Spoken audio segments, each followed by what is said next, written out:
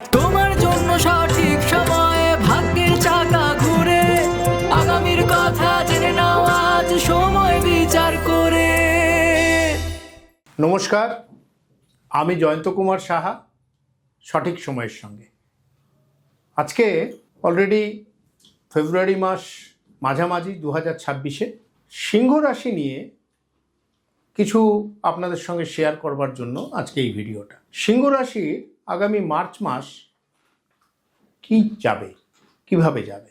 এই মুহূর্তে শনির ঢাইয়া চলছে, বৃহস্পতি একাদশে বসে আছে কিন্তু বকরি, এবং একাদশপতি বুধ তার কিন্তু কুম্ভ রাশিতে অলরেডি ট্রানজিট হয়ে গেছে, কিন্তু রবির ট্রানজিট হওয়ার সঙ্গে সাথে সে কুম্বাস্ট হয়ে যাবে এবং কিছুদিন পরে সে কিন্তু বকরিও হয়ে যাবে। সুতরাং এই একাদশপতির অবস্থাটাও ভালো নেই। আর্থিক সমস্যা কিন্তু সিংহ রাশির চলছে। লোন যদি করে থাকেন সেটা পরিশোধ করতে পারছেন না, জব বা চাকরি করেন তাহলে ইনক্রিমেন্টটা আটকে গেছে, প্রমোশনটাও আটকে গেছে, আর্থিক উন্নতি দেখতে পাচ্ছেন না, খরচা বেড়ে যাচ্ছে।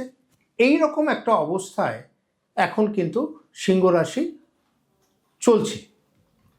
কিন্তু এই সিংহ রাশির মার্চ মাসে কিন্তু সিংহ রাশি ধীরে ধীরে অনেকটা কিন্তু আর্থিক ক্ষেত্রে এবং কর্মক্ষেত্রে উন্নতি দেখতে পারি। 11th মার্চ যখন জুপিটার মিথুন রাশিতে মার্গী হবে, সেই মুহূর্ত থেকে কিন্তু সিংহ রাশির একটা পজিটিভ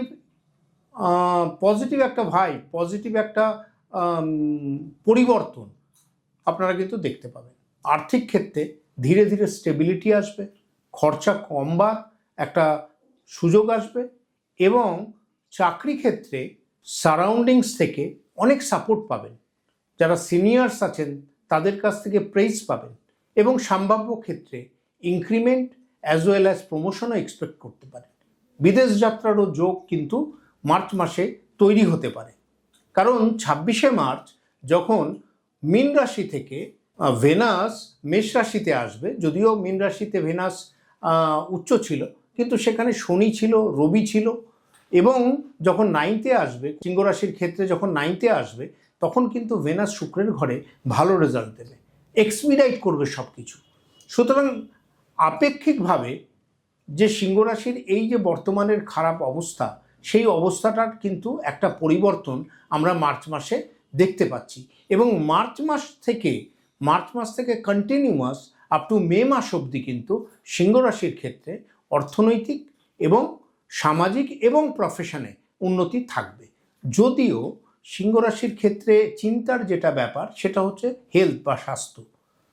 কোনো ইন্ডিকেশন যদি খারাপ স্বাস্থ্যের পান, সঙ্গে সঙ্গে চিকিৎসকের পরামর্শ নিন এবং এই ব্যাপারটায় কিন্তু কোনো রকম ডিলে বা কোনো রকম ঢিলেমি চলবে না।